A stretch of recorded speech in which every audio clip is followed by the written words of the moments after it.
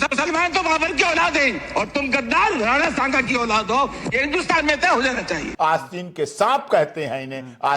राणा सांगा के वंशज इस देश में अगर नहीं होते तो राजपूत रेजिमेंट बॉर्डर पर रक्षा नहीं कर रही होती। अगर राणा सांगा के वंशज नहीं होते तो आज भी इस देश के सैनिक जब बॉर्डर पर शहीद होते हैं तब नाश मनुज पर छाता है, पहले विवेक मर जाता है। रामजी लाल सुमन का विवेक खत्म हो चुका है और जब विवेक नहीं रहता है तो नाश मनुज पर छा जाता है। कला में रहे 80 घाव होने के बाद, अपने शरीर को छत बिछत करने के बाद भी उन्होंने संघर्ष किया। 17 लड़ाइयां लड़ी गई। इस देश के राजपूतों ने, क्षत्रिय समाज ने लड़ी।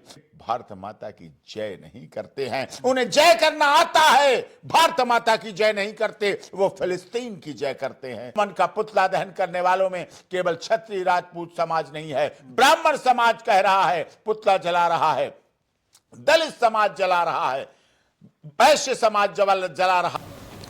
एक हाथ, एक पैर, एक आंख, 100 से ज्यादा युद्ध, शरीर पर 80 जख्म, ऐसे सच्चे माँ भारती के वीर सपूत के बारे में हमारे ही देश के सांसद रामजी लाल सुमन एक बयान देते हैं। उस बयान के बाद पार्टी से ना कोई कार्रवाई होती है, पार्टी मुखिया पक्ष लेते हैं और आज फिर रामजी लाल से पूछा जाता है उसी बयान के बारे में तो कहते हैं मैं जब तक जिंदा हूँ मैं माफ़ी नहीं मांगूंगा। देश के बड़े वकील इसी मुद्दे पर हमारे साथ हैं। सर बहुत बहुत स्वागत है। बहुत बहुत धन्यवाद। साहब, सांसद जी का आज बयान आया जिस आधार पर हमारी बात हुई। सांसद जी तो खुलेआम कह रहे हैं कि जब तक जीऊंगा इस जन्म में तो माफी मैं मांगूंगा नहीं। अब ये उनका अपना भाव है, ये उनकी अपनी देश के प्रति। इस देश में कुछ लोग ऐसे हैं जो इसी देश में रहते हैं, यहीं का गाते हैं, यहीं का खाते हैं, गाते नहीं यहाँ का खाते हैं, पीते हैं, सुविधाओं का उपयोग करते हैं, लेकिन क्या बोलते हैं? सनातन धर्म डेंगू है, मलेरिया, HIV, एड्स है। इस देश में लोग हैं, इस देश में ऐसे लोग हैं, भारत की संसद में बैठते हैं, संविधान की कसम खाते हैं, भारत की सरकार का, सत्ता का उपयोग करते हैं, लेकिन भारत माता की जय नहीं करते हैं। उन्हें जय करना आता है, भारत माता की जय नहीं करते, वो फिलिस्तीन की जय करते हैं। यही लोगों के कुछ लोग ऐसे बन रहे हैं इस देश में।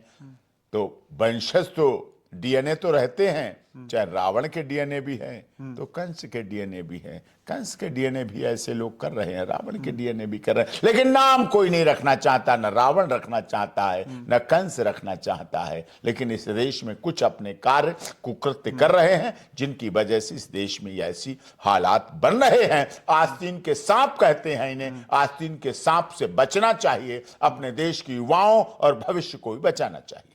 अब वकील साहब, कल घर पर एक हमला हो जाता है, करणी सेना वहां उस घटना को देखती है और उसके बाद सपा के मीडिया हैंडल से एक पोस्ट आता है, उस पर लिखा होता है करणी सेना आतंकवादी संगठन है।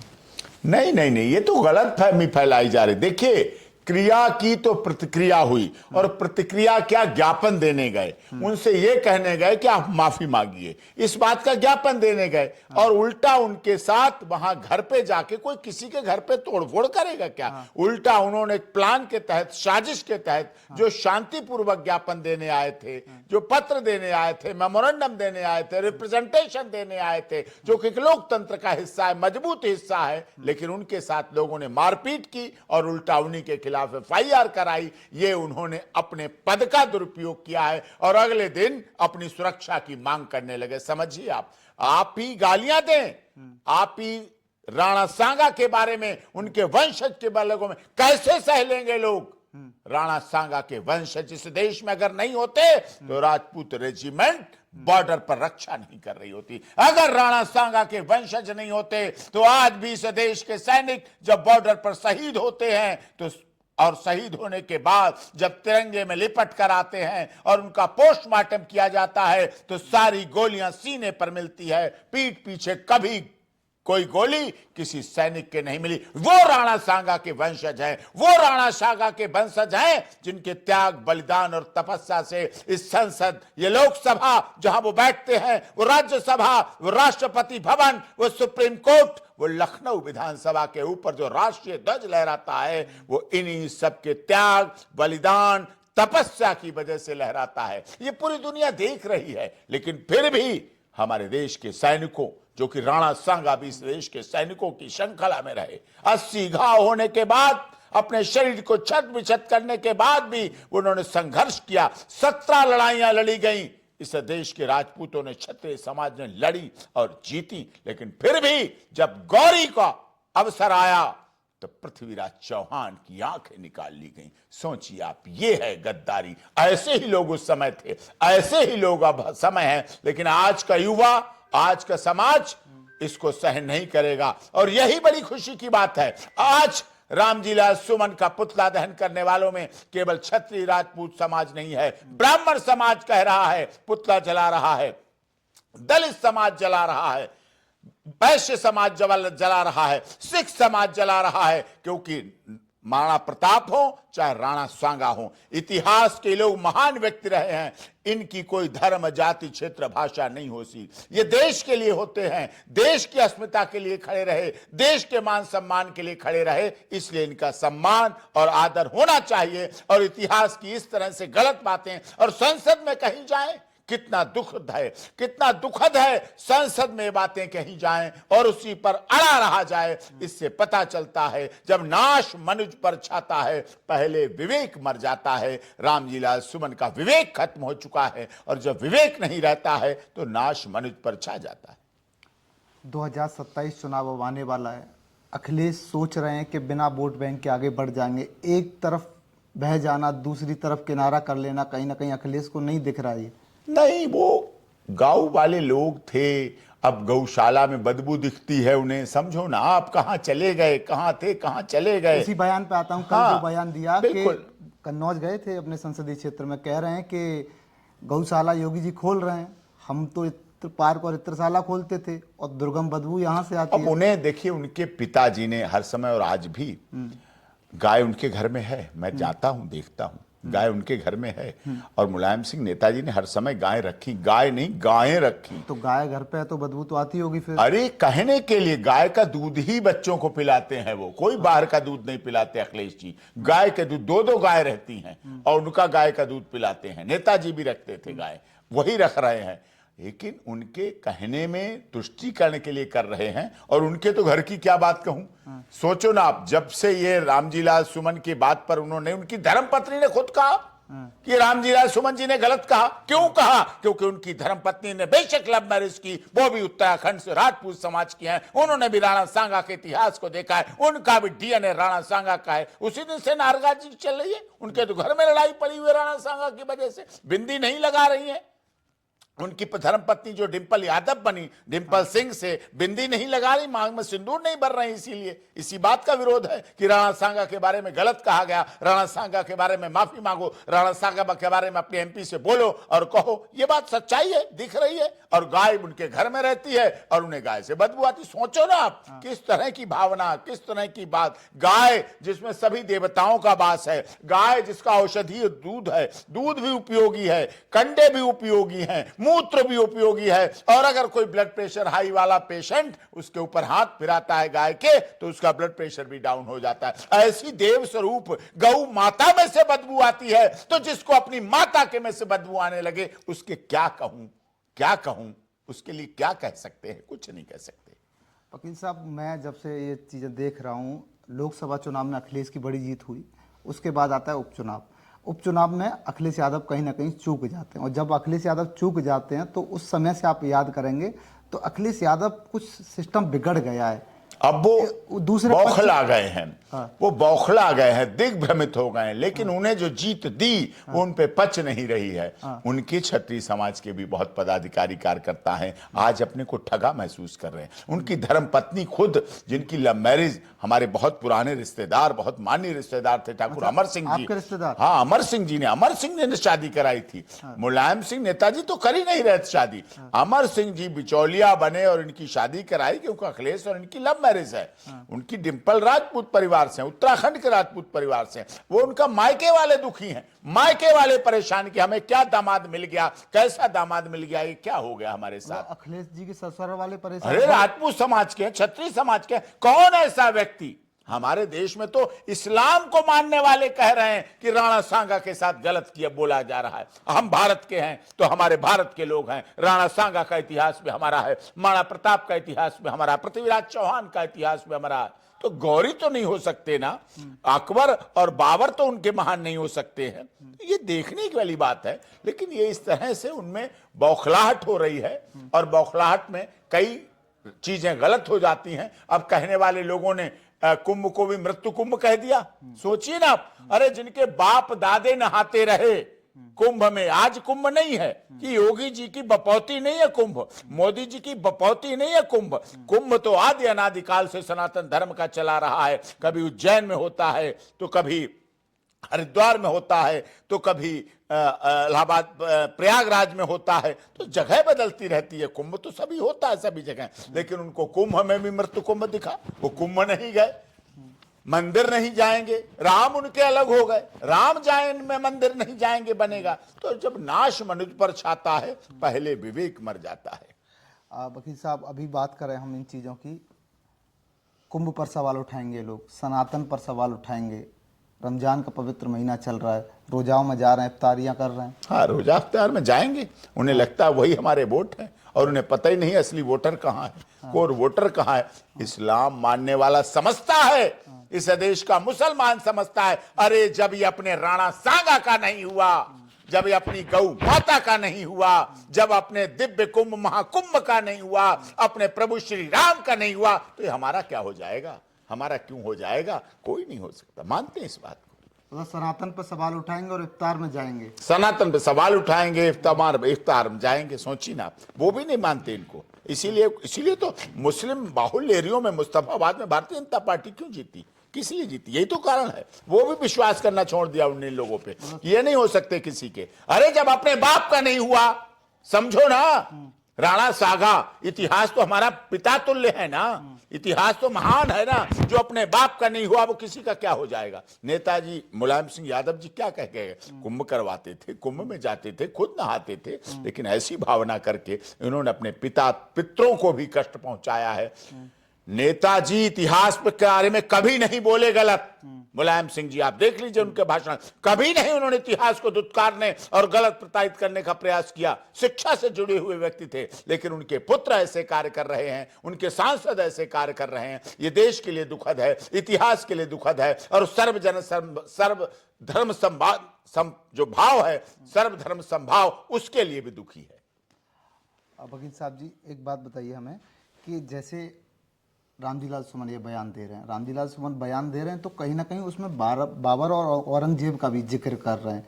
तो कहीं ना कहीं एक संदेश, क्योंकि आज भाजपा के सांसदों ने कह ही दिया है कि ये सुनियोजित तरीके से किया गया है। सुनियोजित तरीके से, साजिश तरीके से, प्लान के तहत पूरे संसद की कार्रवाई को ध्वस्त करना। संसद बनी है, संसद में इस देश के करोड़ों लोगों ने चुनकर अपनी मेहनत की कमाई से जो टैक्स अदा करते हैं, उससे इन सांसदों के घर में खाना बनता है, उससे चाय बनती है, उससे गाड़ियां चलती हैं, उससे कोठी बनती है, उससे कोठी में रहते हैं, सुविधाओं का उपयोग करते हैं। लेकिन इन्होंने उसी संसद की गरिमा को तार तार कर दिया और उसी के इतिहास के साथ खिलवाड़ कर दिया, जो कि बेहद शर्मनाक है।